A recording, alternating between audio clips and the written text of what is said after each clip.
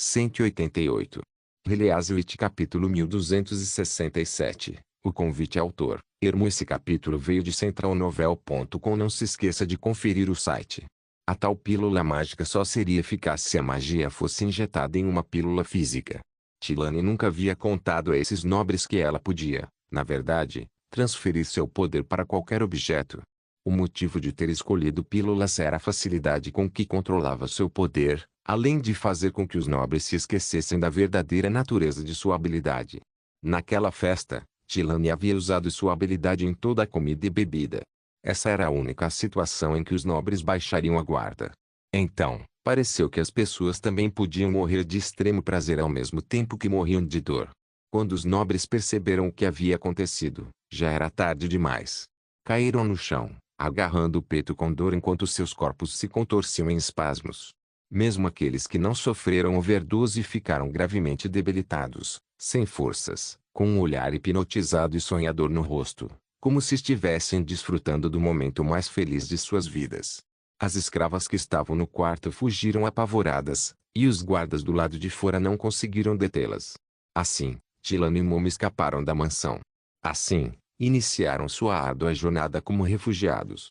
Ao ouvirem falar da campanha de imigração para Graicastle, as duas bruxas decidiram tentar a sorte na Baía da Sedimentação. Entendo, murmurou Andy, puxando-os para perto do peito. Vocês devem ter sofrido muito. Prometo que não vai acontecer de novo. Você não nos despreza? Perguntou Tilane, mordendo o lábio. Por quê? Só por causa do seu passado miserável. Disse Andy em voz baixa. A igreja me tratou assim também. Não tenho motivos para culpar as vítimas. Em vez disso, a culpa é daqueles nobres. Mas as nossas habilidades podem trazer infortúnios às pessoas, disse Tilane, cerrando os punhos. Essa decisão não cabe a você. Mas depois de tomar o comprimido, você nunca se esquece da sensação que ela proporciona. Você quer mais. No fim, você só quer se entregar ao prazer sem se importar com mais nada. Se ficarmos, receio. Você tem medo de que o rei não consiga controlar isso e que veja vocês como demônios? Perguntou Andy. Fiquem tranquilos. Nosso rei. Como posso dizer? Ele não é um rei comum. Ele é uma pessoa excêntrica, mas gentil. Tilane ficou atônita por um momento e repetiu, uma pessoa excêntrica. Mas simpática. Essa foi a primeira vez que alguém usou tais palavras para descrever um membro da realeza. Significa que você nunca saberá o que ele está pensando. Você não pode vê-lo como uma pessoa normal. Portanto, não adianta se preocupar com as consequências agora. A confiança é a coisa mais importante para construir um relacionamento, disse Andy. Sua voz de repente ficou extremamente suave. Ele também salvou as bruxas da Associação de Cooperação das Bruxas dessa maneira. Após um momento de silêncio, Andy olhou para Momo e perguntou, você disse nossas habilidades. Momo também. Dessa vez, as duas bruxas hesitaram por um longo tempo antes de Momo falar. Meu mestre anterior não queria que eu usasse meu poder, então ele tirou meu olho mágico depois que eu despertei. Andy percebeu que Momo havia coberto metade da testa com um pano sujo. Ela pensou que fosse uma cicatriz de ferro em brasa por baixo, mas a verdade era muito pior do que ela imaginava. Momo então tirou o pano e revelou sua cavidade oca. Mas eles não sabem que eu ainda tenho meu poder. Ao remover meu olho, perdi apenas metade da minha visão. Somente o medalhão da retribuição de Deus pode bloquear completamente meu poder. Andy suspirou. Somente os extraordinários conseguiam integrar seu poder mágico com corpos físicos. Momo definitivamente não era uma extraordinária. A manifestação de sua habilidade se dava através de sua visão, então a perda de seu olho foi apenas um infeliz dano colateral. No início, aqueles nobres não levaram a habilidade de Momo muito a sério, até que algo aconteceu. Então, seu mestre arrancou um de seus olhos, disse Tilane em voz baixa. Eles chamaram Momo de filha do inferno e infligiram-lhe vários castigos. Ela mal sobreviveu. Andy acariciou a órbita marcada de Momo e disse, o que você viu exatamente? Poderia me contar? Momo baixou a cabeça e respondeu. Um número. O que? Um número de contagem regressiva que indica quando você vai morrer. Andy demorou um pouco para entender a implicação daquilo. Ela ficou boquiaberta. O incidente que Tilane mencionou. Momo assentiu com a cabeça e disse, minha previsão se concretizou. O nobre com o número 1 morreu no ano seguinte. Andy ficou em silêncio. Agora ela entendia por que aqueles nobres haviam feito coisas tão horríveis com ela. Ninguém gostaria de saber quando morreria, especialmente quando só lhe restavam alguns anos de vida. Nem mesmo Momo gostaria de saber essa resposta. Mas, será que a previsão é mesmo tão precisa? Questionou Indy após um momento de reflexão. Tudo pode acontecer. As duas bruxas ficaram ligeiramente surpresas. Qual é o problema? Eu disse alguma coisa errada? Não. Disse Tilane, acenando com a mão. Eu só sinto que você é bem diferente dos outros. Não esperava que você perguntasse primeiro sobre nossas habilidades. Então, o que você esperava? Tilane respondeu, constrangida. Você afastaria Momo e perguntaria se ela usou sua habilidade. Depois, nos expulsaria do castelo e nos ordenaria que ficássemos o mais longe possível. Wendy caiu na gargalhada e disse, não se pode julgar uma pessoa pela sua habilidade. O segredo está em quem a utiliza. Quanto mais soubermos sobre a habilidade, melhor poderemos usá-la no futuro. Você acha que minha habilidade também será útil? Perguntou Momo, incrédula. Não sei, mas Sua Majestade me disse uma vez que toda habilidade é útil, só que algumas levam tempo para serem desenvolvidas. Momo permaneceu imóvel por um longo tempo antes de dizer lentamente, não posso prever acidentes. Certa vez, vi animais que ainda tinham muitos anos de vida antes de serem abatidos. No entanto. O quê? Insistiu Andy. Alguns dos números têm cores diferentes. Não sei o que representam, mas tenho a sensação de que estão me dizendo algo. Se você se juntar à União das Bruxas, provavelmente logo descobrirá o motivo. Todo novato deve primeiro aprender e praticar suas habilidades. Depois, terá que passar por vários testes. Somente quando tiver um bom domínio de suas habilidades poderá aprimorá-las. Atualização? Perguntou Tilane, confuso. Você verá mais tarde. O despertar é apenas o começo. Você terá muito a aprender, disse Andy, estendendo as mãos. O que acha? Já tomou suas decisões? Tilane e Momo se entreolharam. Se vocês conseguirem aceitar alguém como nós, então gostaríamos de nos juntar à União das Bruxas. Momo e Tilane também estenderam as mãos, devagar, hesitantes e esperançosas, e então seguraram as mãos de Andy. Heliaswitch capítulo 1268 Festa bem-vindos, nossos novos membros. Saúde.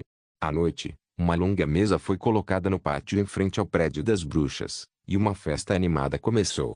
Wendy e Skrull fizeram brindes e beberam pelas duas novas bruxas. Viva! Responderam todas as outras bruxas. Tilane e Momo ergueram seus copos, perplexos. Tilane não esperava que Wendy a obrigasse a tomar um banho quente imediatamente após ela se juntar à União das Bruxas. Ela vestiu roupas novas, incluindo roupa íntima, meias e sapatos. Antes que pudesse agradecer a Wendy e confirmar que tudo o que havia vivenciado naquele dia era real, foi levada de volta ao quintal. Desta vez, porém, o quintal estava completamente diferente. Você deve dizer saúde e virar o copo, disse Logar, mostrando a Tilane o que fazer. Assim. Saúde, Tilane imitou, um pouco desajeitada. Ela fechou os olhos e ergueu o copo. Uma forte onda de aplausos ecoou pelo quintal. Alguém chegou a assobiar no meio da multidão. Logar está incentivando as pessoas a beberem de novo, disse Lily, franzindo os lábios. Quem disse que você tem que virar o copo de uma vez? Acho que ela só gosta de festas. Mas este é o vinho branco de morango que a Eveline preparou.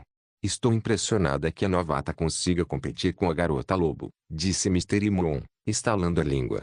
Ela precisa entrar para o grupo de detetives. É por isso que todos os membros da sua equipe são bêbados e preguiçosos. Combinam perfeitamente com você. Você também é membro. Respondeu Mr. Imron, estendendo um dedo. Eu não sou. Você ainda me deve 10 ienes. Esqueçam isso. Vamos riscar tudo da lista e começar do zero. Fique longe de mim. Tilane arrotou alto. Depois de terminar uma garrafa inteira de vinho, sua visão ficou turva.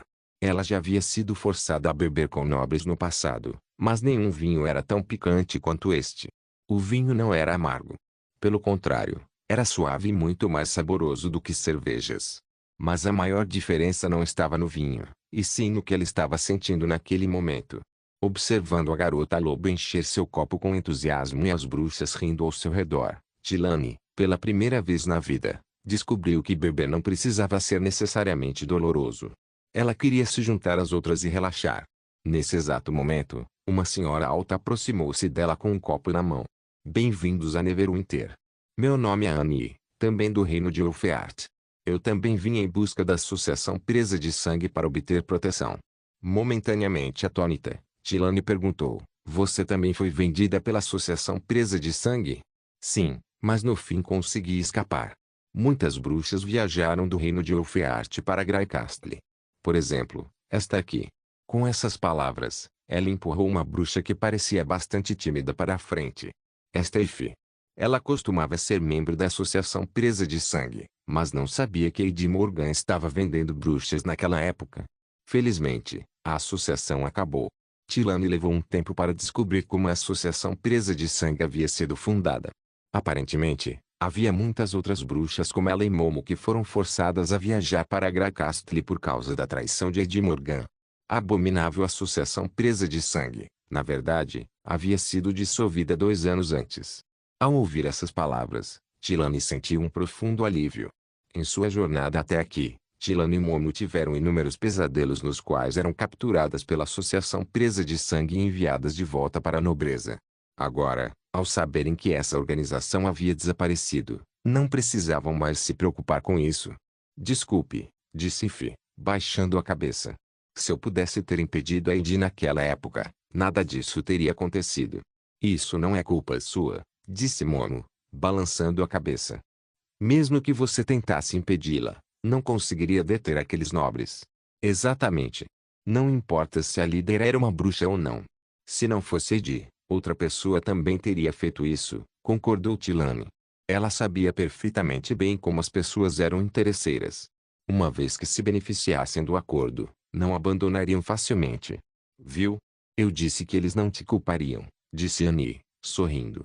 Agora você está em Neverwinter. Não hesite em me avisar se tiver algum problema. Até Ife se adaptou bem aqui. Ela é meio lenta para muitas coisas. Acho que você vai se dar muito bem. Saúde, disse Annie, erguendo seu copo.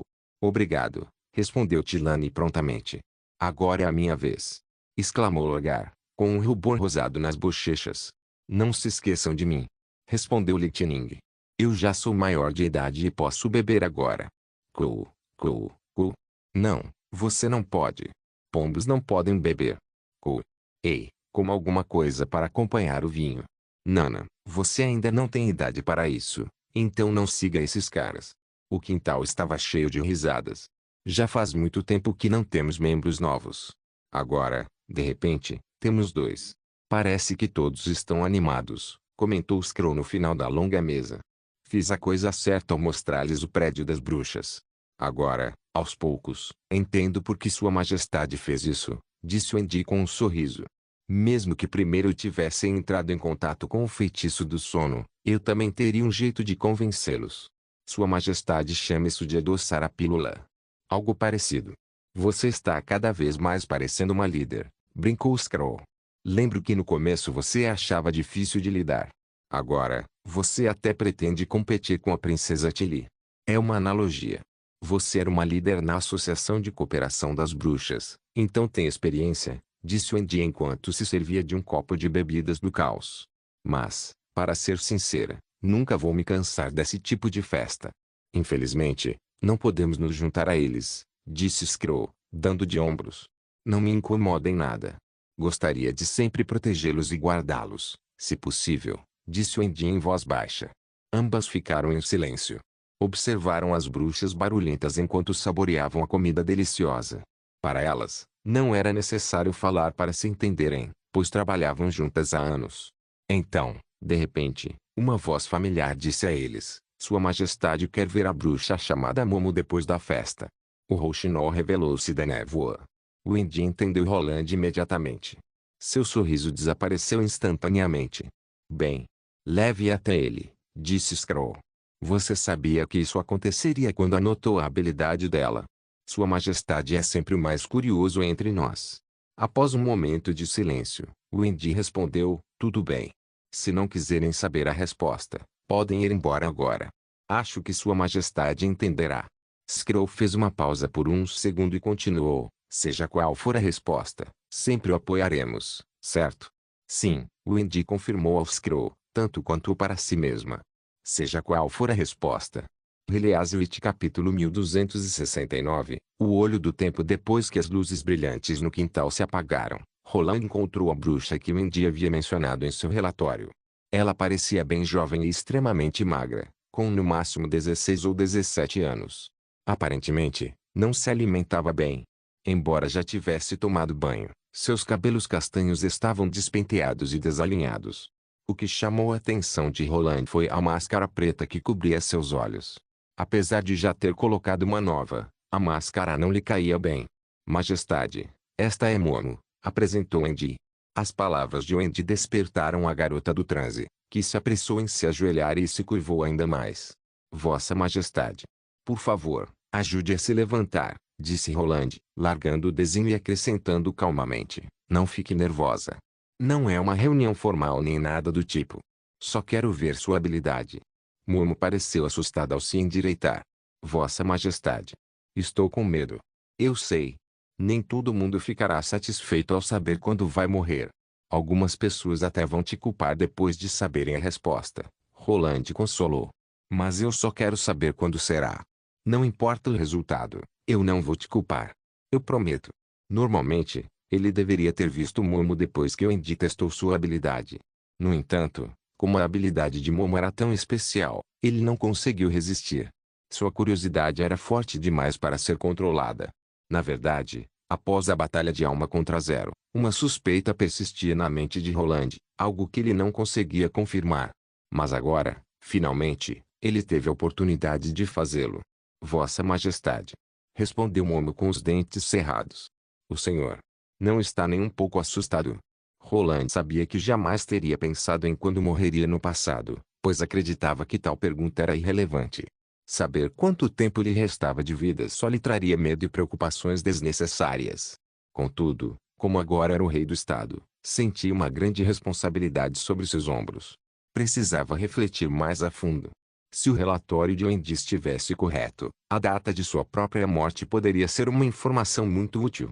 Poderia ser considerada um segredo absoluto que não seria divulgado tão facilmente em seu mundo anterior. Portanto, lamentaria profundamente se não obtivesse essa informação quando surgisse tal oportunidade. Roland sorriu. Ele sabia que Momo não entenderia seu pensamento, então disse, mesmo que eu esteja com medo, a resposta ainda está lá. Momo cerrou os punhos. Após o que pareceu uma longa hesitação, ela respondeu, já que você insiste, então, por favor, desculpe minha impertinência. Vossa Majestade, disse Wendy após respirar fundo. Por favor, me desculpe. Roland olhou para ela por um instante antes de dizer. Achei que você e Skrull quisessem saber disso mais do que qualquer outra pessoa. Não consigo ficar tão calmo quanto você. No entanto, como disse o Skrull, seja qual for o resultado, estaremos sempre com você. Depois que Wendy fechou a porta, Roland se virou e perguntou, e você? Momo ficou estupefata. Preciso responder, disse Nightingale, cuja aparição repentina assustou a menina. Quero saber tudo sobre você, tanto o bom quanto o ruim. Roland achou graça da grande diferença entre Nightingale e Wendy. Então, vamos começar. Os olhos do Momo se desviaram de Nightingale para Roland, surpresa, e então ela tirou a máscara dos olhos com decisão. Quando ela olhou para cima novamente, um jato de luz vermelha surgiu em sua órbita ocular. Era um globo ocular mágico, que parecia extremamente assustador contra o rosto marcado por cicatrizes. Roland conseguia imaginar como seria quando o olho verdadeiro dela se sobrepusesse ao olho mágico. As pessoas em seu mundo anterior deviam gostar muito desse tipo de pupila estranha. Contudo, nesta era, seria visto apenas como o olho do demônio. Alguma novidade? Você viu alguma coisa? Momo olhou para Roland e seus olhos se arregalaram. O clarão vermelho tremia como se estivesse balançando ao sabor de um vento invisível. Em poucos segundos, o clarão se extinguiu. Ela deu alguns passos para trás e desabou no chão. Roland percebeu que Momo estava suando. Qual é o problema? Perguntou ele, levantando-se. Nightingale caminhou até Momo e ajudou a se levantar. Ela perdeu muita força. Ela só pode inspecionar uma pessoa de cada vez? Não.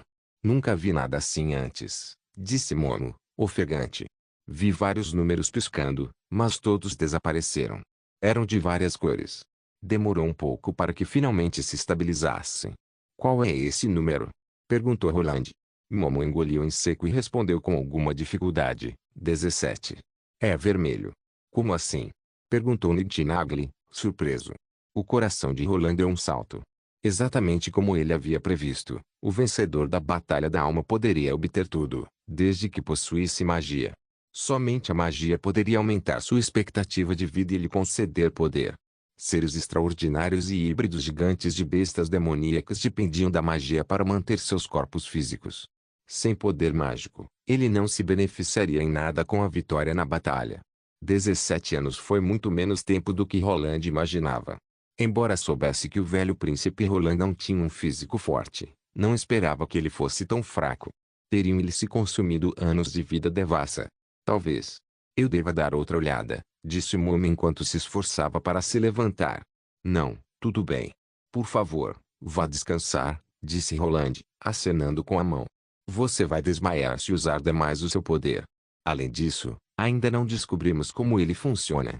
Não faz sentido investigar mais a fundo. Mas Vossa Majestade, eu já disse que só queria uma resposta. Você não precisa se culpar, disse Roland, interrompendo-a com firmeza. Descanse bem. A partir de amanhã, Wendy começará a testar suas habilidades e a ensinar como controlar seu poder. Se eu quiser que você dê outra olhada, podemos fazer isso mais tarde. Além disso, pode manter isso só entre nós. Momo encarou Roland por um longo tempo, ainda bastante surpresa, e então assentiu vigorosamente. Depois que a garota saiu com Wendy, Nightingale voltou ao escritório e caminhou até Roland, que estava parado em frente à porta francesa. Você se arrepende de saber disso? Perguntou Roland, virando-se. Você está brincando comigo? Respondeu Nightingale rispidamente. Eu nunca me arrependo. Agora, o que você vai fazer? Só lhe restam 17 anos. É melhor saber agora do que depois. Além disso, este provavelmente ainda não é o resultado final, disse Roland, observando as luzes piscantes lá fora. Ele se sentiu estranhamente calmo e tranquilo. O receptáculo de almas de Tequila pode ser capaz de reter mentes. Assim que descobrirmos como o poder mágico funciona em geral, provavelmente poderemos até construir um novo corpo no futuro. Mas, antes de mais nada, deveria haver um futuro, disse Nightingale, franzindo a testa. Isso mesmo. Portanto, a primeira coisa que devemos fazer é vencer a batalha da vontade divina, disse Roland lentamente. Ele não tinha mais para onde fugir. Realeazeit capítulo 1270. Uma batalha na frente de batalha na cidade do rei, cidade da presa, no reino de Coração de Lobo. Esta cidade, devastada pela igreja, ainda não havia se recuperado completamente. Vista de cima, a parte externa da cidade ainda jazia em ruínas. Contudo, comparada ao castelo do Dente Quebrado, totalmente destruído pela praga demoníaca, a parte externa da cidade parecia muito melhor. Pelo menos, não havia pilhas de restos humanos em decomposição nos poços e sistemas de drenagem. Há poucos meses, este lugar ainda estava sob o domínio da família presa, um ramo da família real do reino de Coração de Lobo. Machado de Ferro havia planejado inicialmente evacuar as cidades e vilas antes de lidar com os nobres. Por isso, ele não interferiu imediatamente nas batalhas implacáveis entre as famílias presa, Tolkien e Portões de Pedra Vermelha. No entanto, o súbito aparecimento da névoa vermelha o forçou a ajustar seu plano original. Como a cidade presa era a cidade central que conectava o sul e o norte do reino, ele precisava conquistá-la para permitir a passagem das tropas em retirada do Reino de Inverno Eterno. Foi uma batalha relativamente rápida e tediosa. Mesmo sem o apoio do canhão Longsong, as 5 unidades temporárias, totalizando 500 soldados, logo romperam as defesas do castelo da presa e da cidade da presa com morteiros e granadas antidemônio. O senhor local, Ilburk, foi morto a tiros enquanto supervisionava seu exército. A cidade, portanto, caiu antes mesmo que os nobres pudessem lançar um contra-ataque adequado. Os demais nobres se renderam, o que pôs fim oficialmente ao domínio das 3 principais famílias do reino de Ulfeart. Como comandante que seguia Roland desde a primeira batalha em Burderton, Machado de Ferro conhecia a força militar de Neverwinter melhor do que ninguém. 5 anos atrás, eles ainda lutavam para derrotar o Duque de Longsong, mas agora, o primeiro exército poderia arrasar qualquer reino deste continente sob as ordens de Sua Majestade. Eles haviam superado em muito aqueles nobres. Contudo, isso não trouxe qualquer satisfação pessoal a Hiroashi, nem tranquilizou sua mente. Ele compreendia o abismo intransponível entre a raça humana e os demônios. Com a crescente disseminação da névoa vermelha, o primeiro exército foi forçado a recuar constantemente do reino de Everwinter para o reino de Ulfheart. As baixas aumentavam a cada dia. Como o exército não conseguia construir uma linha defensiva permanente, as unidades eram frequentemente surpreendidas pelos inimigos. Informações de inteligência indicavam que os demônios apareciam com frequência no caminho que as tropas precisavam percorrer, apesar de terem confirmado diversas vezes que a estrada estava livre. As constantes derrotas certamente abalariam o moral dos soldados. Machado de Ferro sabia que deveria ter enviado o exército para a Montanha da Gaiola e dado às tropas um bom descanso. No entanto, a ordem de Sua Majestade se sobrepunha a tudo. Como o rei precisava de homens, não teve escolha a não ser continuar avançando, apesar do crescente número de baixas. Não havia outra saída a não ser lutar. Eles precisavam dar um soco na cara feia dos demônios. Só assim conseguiriam se livrar deles e elevar o moral. Assim, Machado de Ferro escolheu a cidade da Presa como sua fortaleza temporária. Os demônios estão baixando a guarda, relatou Brian enquanto olhava pelo telescópio. Ele havia retornado da região mais meridional para a Baía da Sedimentação a mando de Roland com 1.500 guerreiros Mojin. Este era também o primeiro exército formal da Nação da Areia na história de Graicastle. Eles começaram a baixar a guarda na fronteira do reino de Everwinter, concordou Machado de Ferro com um aceno de cabeça. Edith estava certa. Erguer o belisco na crista do continente pode ser tanto bom quanto ruim. Embora a crista seja um esconderijo perfeito, os demônios não podem marchar facilmente para o sul a partir dali. Ele podia ver nuvens escuras e carmesim se espalhando pelo céu enquanto contemplava o norte da torre de vigia do castelo. A névoa vermelha já havia cruzado a fronteira entre o reino do inverno eterno e o reino do coração de lobo, e agora avançava lentamente em direção à cidade da Presa. Logo abaixo das nuvens estava a cidade de Guamater, que havia sido parcialmente envolta pela névoa vermelha. Mesmo assim, surpreendentemente, Machado de Ferro não viu uma única besta monstruosa fortificada. Apenas algumas bestas demoníacas pairavam no céu, como se tivessem sido completamente abandonadas por seus pares. Isso jamais teria acontecido no início da guerra. Após várias lutas infrutíferas, o Estado-Maior havia formado uma ideia básica do que os demônios estavam planejando. A intenção da operação militar deles era, de certa forma, a mesma de Sua Majestade: tomar as cidades mais populosas e fazer com que os homens ali presentes servissem a eles. Portanto, os demônios estavam fazendo todo o possível para impedir que o primeiro exército levasse refugiados. Para conquistar os territórios dos homens o mais rápido possível, os demônios normalmente usavam a besta monstruosa fortificada para cercar uma pequena zona de névoa vermelha, permitindo que suas tropas se movessem de uma área para outra rapidamente como sapos, e então atacassem a cidade antes que a névoa vermelha se espalhasse completamente. Quando os demônios finalmente conquistaram a maior parte das cidades do reino de Everwinter, seu avanço havia sido significativamente mais lento.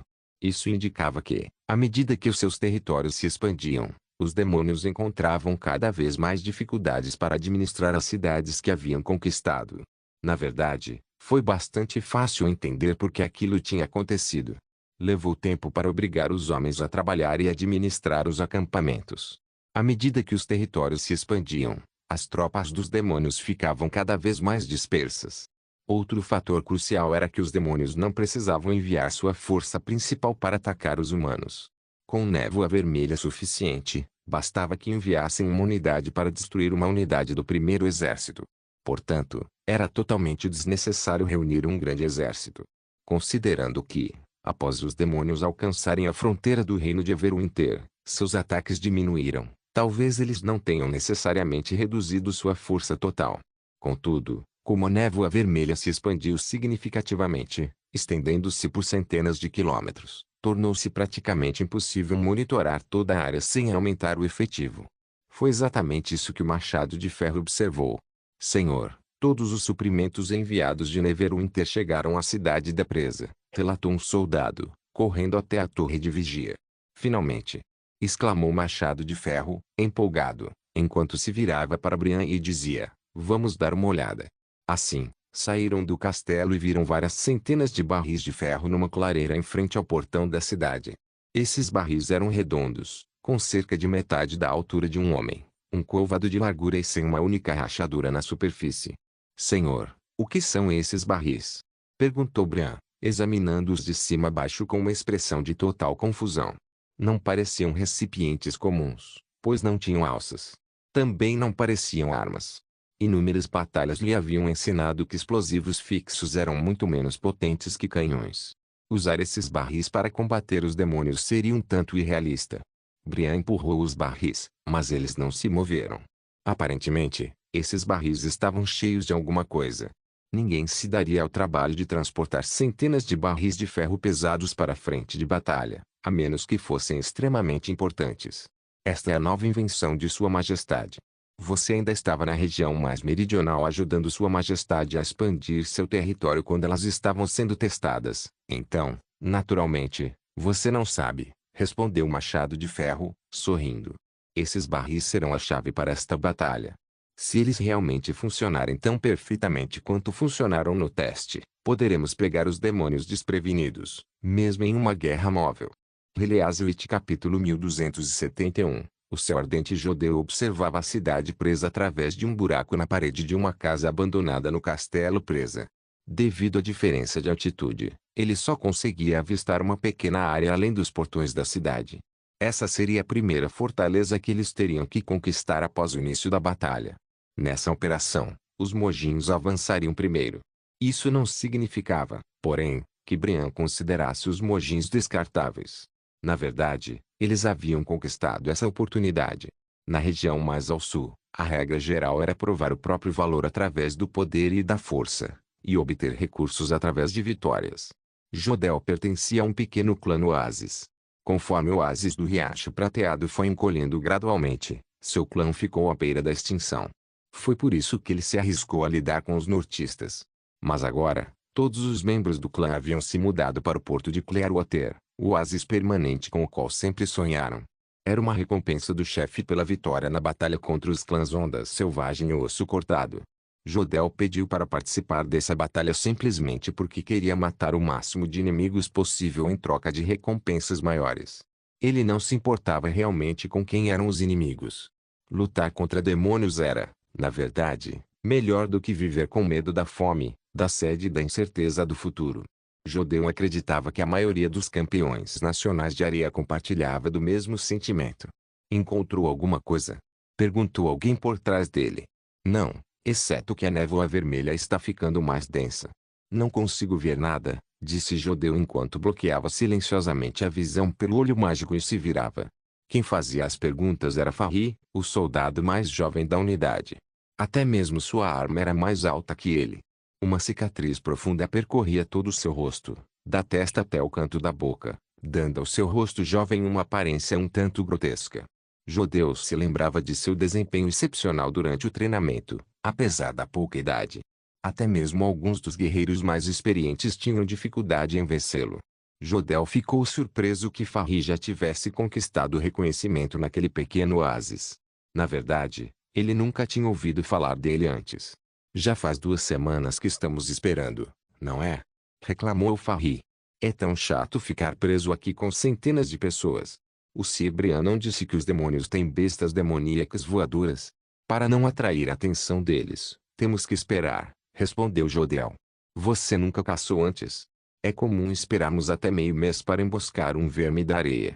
Tenha paciência. De acordo com o plano da operação, Machado de Ferro enviou cerca de 2.000 homens para a parte norte do Castelo Dente Quebrado, onde esses soldados se dispersaram e se esconderam. Outros 1.000 soldados foram enviados para o centro da cidade, ao sul, como unidade de reserva. Seu esconderijo não parecia diferente de uma ruína vista de fora, mas o interior era bastante espaçoso. O andar superior era usado para reconhecimento, enquanto o inferior servia como residência temporária. Os soldados recebiam água e comida. Os quartos e banheiros eram separados. Embora houvesse, inevitavelmente, algum odor, era muito mais higiênico do que onde haviam vivido durante a caçada. Jodel não entendia muito bem por que Farri de repente começou a reclamar. Você não entende, respondeu Farri hesitante, lançando um olhar fulminante para Jodel antes de se encostar na parede. Para que você acha que esses barris de ferro servem? Os demônios vieram, mas não fizeram nada além de cavar e enterrar. Não faço ideia. Mas foi invenção do chefe. Não me surpreende. Ele tinha visto ferramentas e armas maravilhosas demais no último ano. Espero que esta não seja uma nova pílula da loucura, murmurou Farri. Jodel já tinha ouvido falar da pílula da loucura. Ele estava prestes a pedir mais detalhes a Farri quando alguém espiou por baixo e disse: temos uma mensagem da retaguarda. Vamos lançar um ataque em breve. Preparem-se. Farri soltou um suspiro profundo e disse: finalmente podemos fazer alguma coisa. Vou já. Jodel foi mais cauteloso. Ele perguntou: qual é o sinal? É o que planejamos. Isso mesmo, respondeu a mesma pessoa. Quando você ouvir a explosão, avance. Já estava na hora, disse Machado de Ferro, largando o telescópio e se virando. Agora, conecte a energia. Sim, senhor. Gritaram dois soldados da unidade de explosivos e imediatamente começaram a operar o gerador manual. O terceiro soldado colocou a mão na alavanca.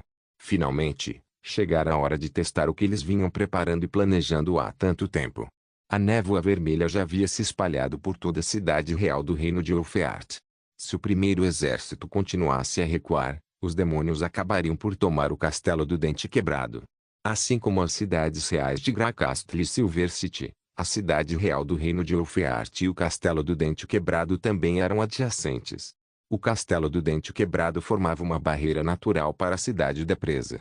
Dizia-se que a cidade real permaneceria intacta enquanto o castelo do Dente Quebrado não caísse.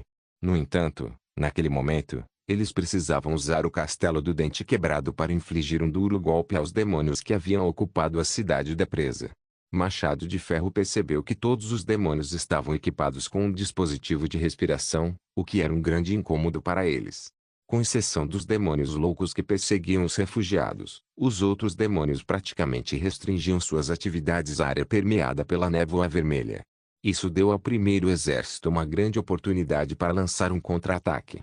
Senhor, a unidade de detonação está pronta. Machado de Ferro ordenou em tom grave: acendam os explosivos.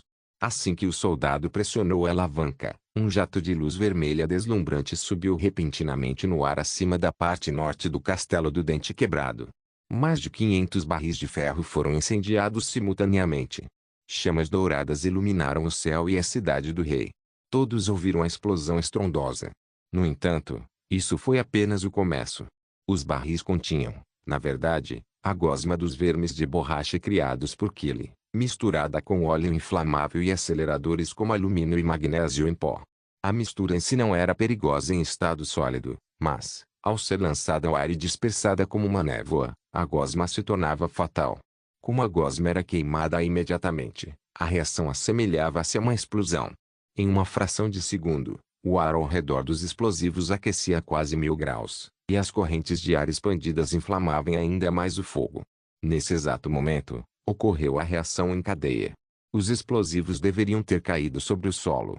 No entanto, como a temperatura ultrapassou o limite absoluto, os explosivos continuaram a se espalhar como relâmpagos vermelho-alaranjados, formando uma gigantesca rede sobre a cidade.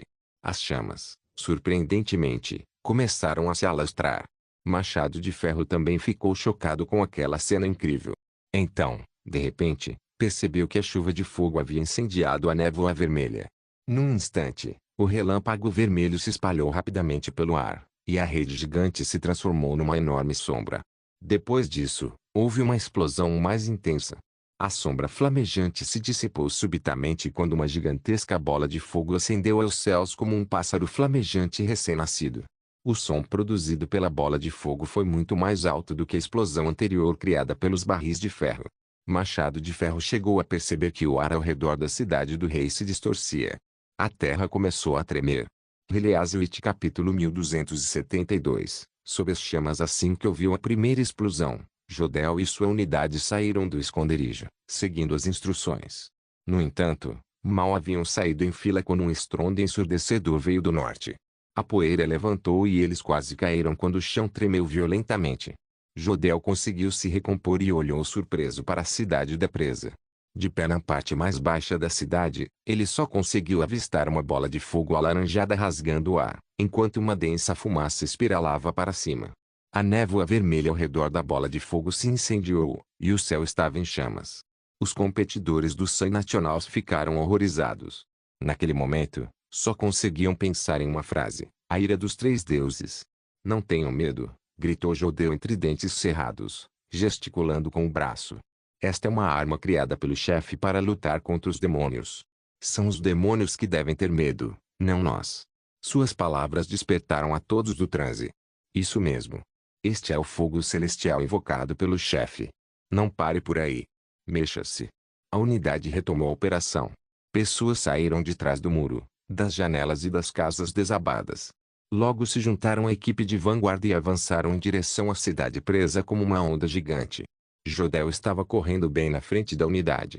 Embora tivesse se submetido completamente à decisão do chefe, ele ainda acreditava que os nacionais da areia eram mais adequados para lutar do que os nortistas, especialmente para guerreiros de pequenos clãs como o dele, que cresceram em um oásis árido e estavam acostumados a lutar pela sobrevivência.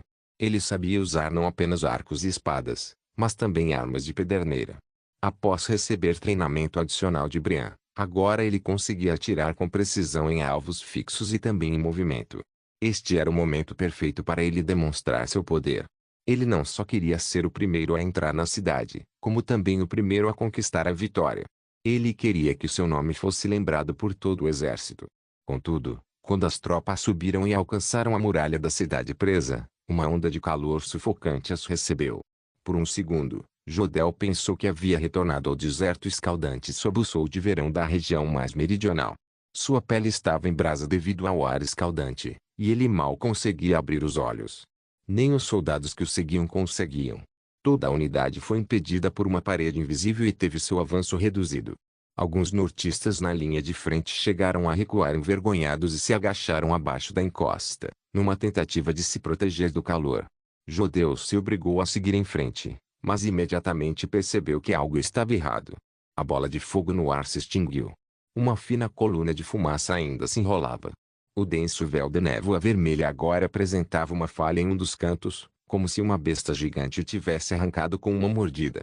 Havia, portanto, uma área vazia no céu, livre da névoa vermelha. Através dos portões escancarados da cidade, Jodeu viu ondas de calor se espalhando no horizonte, e os prédios no chão pareciam distorcidos após o impacto. As casas de madeira desabaram durante a explosão, seus pilares enegrecidos brotando como garras do diabo. Os demônios, porém, não apareceram para impedi-los nem se dispersaram em várias direções. Na verdade, não havia um único demônio à vista. De repente, Jodeu sentiu dificuldade para respirar no calor escaldante, e seu corpo começou a protestar. Seus passos ficaram cada vez mais pesados. Droga! Por que de repente fico tão fraco? A muralha da cidade estava ao seu alcance, mas em um segundo, ele perdeu toda sua força e sua visão ficou turva. Jodeu tropeçou e caiu no chão. A última coisa que ele viu foi o olhar de desprezo no rosto de Farri enquanto este o arrastava para fora do caminho. Essa batalha superou as expectativas de Machado de Ferro e do Estado-Maior. Eles esperavam que o norte da cidade real do reino de Ulfeart estivesse em chamas. As chamas não só teriam queimado todas as casas, mas também a névoa vermelha nos arredores da cidade. Então, a cidade da presa teria ficado temporariamente isolada, e os demônios sem o dispositivo de respiração teriam entrado em pânico. Depois disso, a unidade de emboscada deveria ter atacado os demônios e eliminado o restante dos inimigos. Embora Machado de Ferro não soubesse quantos demônios haveria, com base em informações anteriores, eles normalmente designavam tropas de acordo com a população da cidade. Os demônios certamente sabiam que a cidade da presa havia sido evacuada.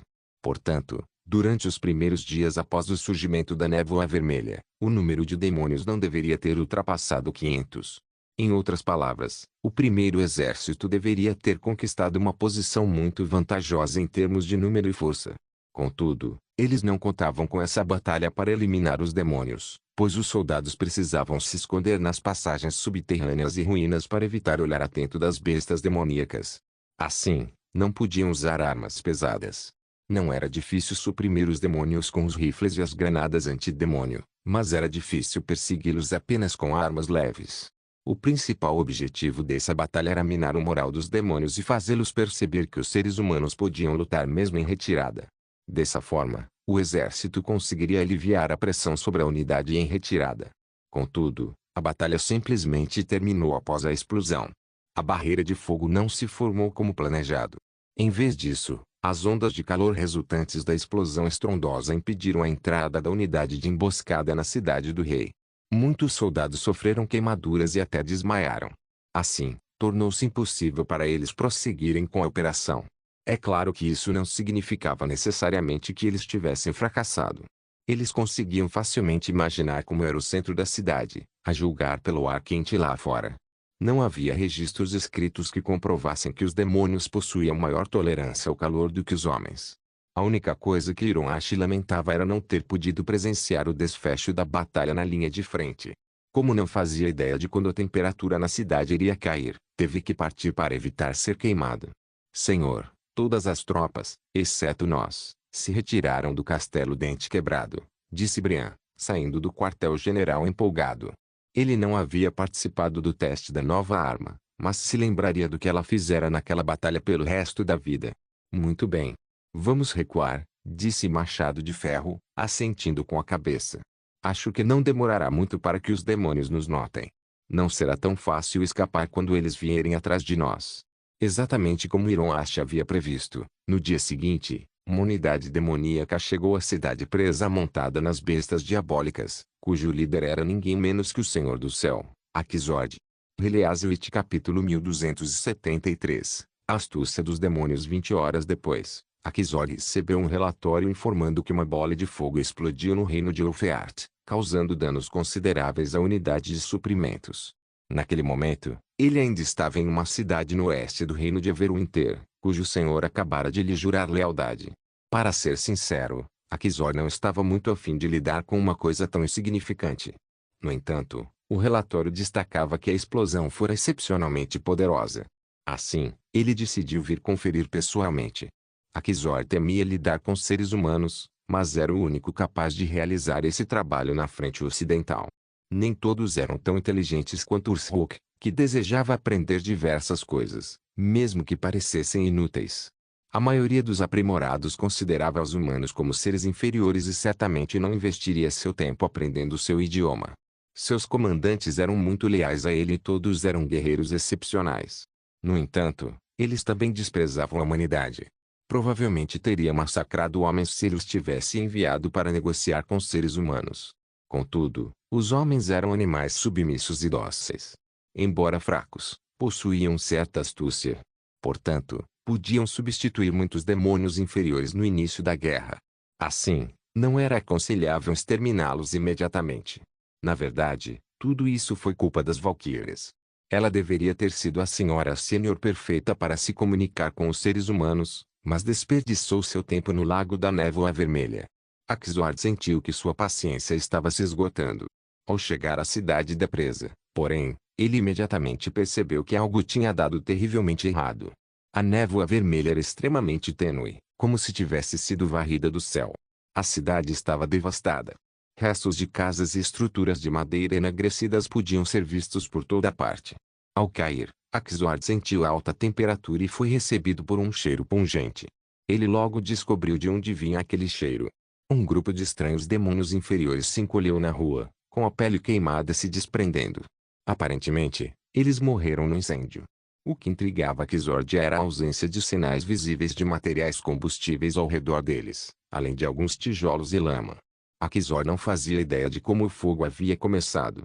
Ele viu mais de um demônio inferior queimado. Totolok, leve 10 pessoas com você e procure pelo exército humano. Informe-me imediatamente após encontrá-los. Sim, mestre. Assis, investigue este caso e veja se ainda há alguém vivo. Sim, senhor. Os dois aprimorados logo acataram sua ordem. Akizord caminhou pela rua em direção à área norte, onde seu exército havia sofrido os maiores danos. Segundo o relatório, uma unidade de suprimentos composta por demônios inferiores foi atacada. Esses pobres demônios inferiores, que nunca tiveram a chance de se aprimorar, eram praticamente como trabalhadores e escravos na sociedade humana. Naquela época, eles estavam transportando obsidiana e um segundo lago da névoa vermelha para a cidade da presa, com o objetivo de construir um acampamento para os demônios juniores e os aprimorados. Pelos destroços encontrados no local e pela obsidiana espalhada, era óbvio que os demônios inferiores sofreram o golpe enquanto trabalhavam, pois alguns deles permaneceram na última posição em que estavam quando morreram. O fato de não haver sinais de combate indicava que os humanos não haviam confrontado a unidade de suprimentos diretamente. A explosão terminou tão rápida e inesperadamente quanto ocorreu. Akizord concluiu, então, que se tratava de uma armadilha dos inimigos, e não da ação de um exército organizado sob o olhar atento das bestas Bogli. Totolok talvez não encontrasse nada durante essa busca. Esse fato deixou Akizord cada vez mais inquieto. Ele preferia ver o exército humano avançar em sua direção a se esconder na escuridão. Ele não se importava muito com aqueles demônios inferiores, mas não podia aceitar nenhum fracasso na frente ocidental. Se a força principal caísse em uma armadilha como essa, o resultado poderia ser desastroso. Sem dúvida, os seres humanos, mais uma vez, usaram o fogo como arma. Akizor estava familiarizado com o fogo. Nas batalhas da vontade divina anteriores, eles também o usaram para atacar as cidades ocupadas pela raça humana. Raramente o utilizavam, simplesmente porque a névoa vermelha podia ser facilmente queimada em altas temperaturas. Mas era a primeira vez que ele via fogo autocombustível. A menos que a cidade inteira tivesse se transformado em uma fornalha. Mas como isso seria possível? Se a humanidade tivesse a capacidade de realizar uma transformação tão incrível, deveria informar o rei sobre o potencial perigo na frente ocidental. Espera aí. Fogo. Uma imagem repentinamente passou pela mente de Akizord. Era uma imagem que ele havia capturado quando buscava as memórias de Cabradabi no reino da mente. Uma bola de fogo brilhante explodiu no ar como sol nascente. Seria essa a arma que Cabradabi tinha visto. Akizord estremeceu involuntariamente. Enquanto estava perdido em pensamentos, a voz de Sassis surgiu de repente. Senhor, descobri o que aconteceu. Havia 350 demônios inferiores na unidade de suprimentos e cerca de 10 demônios primordiais que os guardavam. Não encontrei nenhum sobrevivente, mas acho que sei como aqueles vermes fizeram isso. Sério? Então me diga. Por favor, siga-me. Akizord seguiu Sassis até a muralha norte da cidade, onde alguns demônios primordiais estavam escavando algo. Ao redor deles, jaziam alguns fragmentos de metal negro. Um pouco mais adiante, Akizord avistou algumas carruagens tombadas. Depois que desenvolveram demônios simbióticos poderosos e versáteis, essas máquinas de guerra antiquadas tornaram-se obsoletas e serviam apenas como meios de transporte. Veja, disse-se Assis, estendendo seu tentáculo e agarrando um fragmento que estava claramente derretido. Se os juntarmos, podemos ver mais ou menos o formato de uma embarcação. Essas embarcações estavam espalhadas ao longo da muralha da cidade, e havia centenas delas. Acredito que aqueles vermes colocaram neve em pó e materiais combustíveis nelas, numa tentativa de cortar a retirada da nossa unidade de suprimentos e, em seguida, lançar o ataque. Akizor agora estava muito familiarizado com as armas humanas e, de fato, havia obtido muitas delas nesta batalha. Tanto os garfos de fogo quanto os raios de fogo exigiam materiais combustíveis, como pó de neve, para serem eficazes. Eles eram muito mais complexos do que armas movidas à magia. Por causa disso, a maioria dessas armas tinha estruturas bastante complexas, algo que Akizor não havia visto 400 anos atrás.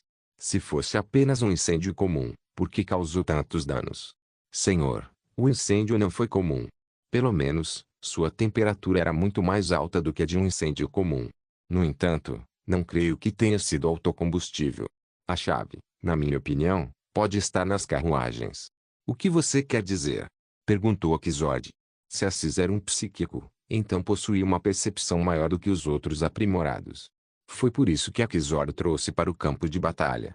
Quando a neve em pó pegou fogo, o calor foi transmitido para as carruagens através dos portões da cidade. As carruagens geralmente são usadas para transportar equipamentos pesados, e não tanques de armazenamento da névoa vermelha. Assim, as carruagens explodiram e degradaram ainda mais a névoa vermelha, sibilou-se Assis, agitando seu tentáculo ágil. Você sabe que tudo queimaria a uma certa temperatura, inclusive nós. Akizord ficou um pouco aliviado após ouvir a explicação de Assis. Independentemente dos materiais combustíveis, os fragmentos dos gigantescos barris de ferro tranquilizaram bastante. Parecia que os seres humanos precisavam de muitos preparativos prévios para provocar esse tipo de explosão. Não podiam simplesmente lançar os explosivos à vontade. Axord, portanto, acreditava que essas armadilhas não representariam uma ameaça para a força principal de seu exército, desde que tomasse as devidas precauções. Axord certamente não achava fácil inspecionar uma cidade ocupada por seres humanos em um curto período de tempo. Suspender o transporte do Lago da Névoa Vermelha e dos tanques de armazenamento também não impediria uma segunda explosão. Ele não podia confiar essa tarefa aos simplórios demônios primordiais e demônios inferiores. A melhor maneira era fazer com que os seres humanos se atacassem uns aos outros. Senhor, o que devemos fazer a seguir? Não entrem na cidade ainda. Deixem que os homens inspecionem a cidade para nós, disse Axord rapidamente. Não consigo obter mais demônios inferiores de outros locais. Deixem que o castelo do reflexo de neve compense a perda. Acredito que o Conde Marwani adoraria me servir. Além disso, não deveríamos obter algumas das armas dos inimigos. Continuou Axord. Muitos nobres detestam os homens de Gracastle. Dê a eles a oportunidade de se vingarem. Heleazwit capítulo 1274. Ambição. Uma fina camada de névoa vermelha descia do cume da cordilheira intransponível. Marwani Parker pensara que seria tão insuportável quanto a mina, onde o ar estava impregnado de poeira. Surpreendentemente, porém, ele se sentia bem. Ao respirar fundo, ele podia sentir um leve frescor úmido no ar. O comandante demônio lhe dissera que a névoa continha a essência de uma forma de vida. Ela não causaria nenhum mal aos seres humanos, pelo contrário, os fortaleceria. Somente as bruxas, suas inimigas mortais, sofreriam um efeito rebote fatal. Marwani não tinha certeza se devia confiar no comandante demônio, mas pelo que podia ver no momento, a névoa vermelha parecia inofensiva, exceto pelo fato de que às vezes obscurecia sua visão. Depois de um mês, ele já havia se acostumado completamente a viver em um ambiente permeado pela névoa vermelha. Meu senhor, o Senhor do Céu enviou um embaixador. Nesse instante, um guarda entrou no escritório e informou: ele está esperando por você no pátio. Marwani assentiu em silêncio e disse: peça a ele que espere um instante. Já vou. Sim, meu senhor. Marwani sorriu depois que o guarda fechou a porta. Cada vez que ouvia alguém chamá-la de senhor, sentia-se revigorado. Pensara que seria a última vez quando o demônio cruzou o abismo e invadiu o castelo do reflexo de neve, um mês atrás. Contudo, o demônio o libertou. Após abandonar seu preconceito contra os demônios, Marwani descobriu que o Senhor do Céu era bastante comunicativo. De certa forma, era mais fácil lidar com ele do que com os homens de Gracastle. Pelo menos, o Senhor do Céu não despojaria os nobres de suas terras sem motivo algum. Os demônios não exigiam que ele pagasse impostos, nem saqueavam suas terras ou usurpavam seu poder. Enquanto lhes jurasse fidelidade, ele poderia manter o que possuía e ainda ter a chance de obter mais recompensas. Os demônios podiam ser rudes, mas não interferiam em seus interesses pessoais. Depois que o Senhor do Céu lhe pediu para governar as 3 cidades próximas ao Castelo do Reflexo da Neve, ele ficou ainda mais satisfeito com a situação atual. O Castelo do Reflexo da Neve era uma ilha fortificada e isolada. Ninguém conseguia invadir seu território facilmente, mas ele também não conseguia expandir seus domínios a partir dali. Marwani pensava que permaneceria como conde pelo resto da vida. Contudo, ele não esperava ser elevado a duque no dia do juízo final. Agora, ele governava toda a região norte do reino de Everwinter e era, de fato, o duque da região norte. Marwani cobriu a boca com a mão e se obrigou a manter uma expressão séria. Fechou a janela e desceu as escadas. Os demônios de fato mataram dezenas de seus guardas e centenas de seus súditos, mas nenhuma guerra é isenta de derramamento de sangue. Os nobres também competiam por terras através de guerras. Como ele era o governante de 4 cidades, seu exército havia crescido consideravelmente. Quanto à perda populacional, ele tinha certeza de que, em poucos anos, com terras e alimentos suficientes, haveria mais pessoas em seus domínios. Ele também deveria enforcar aqueles que apontavam o dedo pelas costas e o acusavam de se submeter aos demônios por medo. Assim que entrou no pátio, Marwani avistou o embaixador enviado pelo Senhor do Céu e o monstro gigante deitado ao seu lado. Para ser sincero, ele não sabia como distinguir aqueles demônios. Ao contrário do Aquizord, esses demônios eram repugnantes e bárbaros. Se não tivessem sido enviados pelo comandante demônio, Marwaine não teria sequer olhado para aquelas bestas selvagens. O que posso fazer pelo Senhor do Céu? O embaixador tirou uma pedra do bolso de sua montaria e abriu sua grande boca carmesim. Então, deixou escapar uma palavra. Escutem. Foi novamente uma transmissão de voz mágica. Marwaine recuou alguns passos involuntariamente, pois não suportava o hálito terrível do embaixador. Forçou-se a reprimir a repulsa e disse: "Estou ouvindo." A pedra cintilou, e então uma voz familiar chegou aos seus ouvidos. "Como se sente sendo governante de uma região? Espero que não tenha se esquecido da sua promessa, Sr. Duque." "Claro que não, Vossa Excelência," respondeu Marwaine prontamente. "Estou ao seu dispor." "Muito bem. Creio que seus súditos já se acostumaram com a nossa presença depois de um mês. Agora é hora de formar um exército e nos ajudar a construir um acampamento. Quero que o acampamento seja construído no reino de Ulfeart, e não no reino de Everwinter, e preciso de pelo menos 2.000 pessoas. Bem, quanto mais, melhor, naturalmente." Marwaine se perguntou se Aquizord queria trabalho pesado. Ele calculou que não seria difícil cumprir essa ordem. Portanto, respondeu: "Deixe comigo, Vossa Excelência." "Escolhi a pessoa certa," comentou o Senhor do Céu, satisfeito. "E quanto à pesquisa sobre essas armas? Você consegue duplicá-las?" "Bem." Marwaine hesitou. "Podemos usá-las, mas levará mais alguns dias para replicá-las." Convoquei o melhor ferreiro da região norte e pedi a cada um deles que forjasse uma peça. Não foi muito bem sucedido.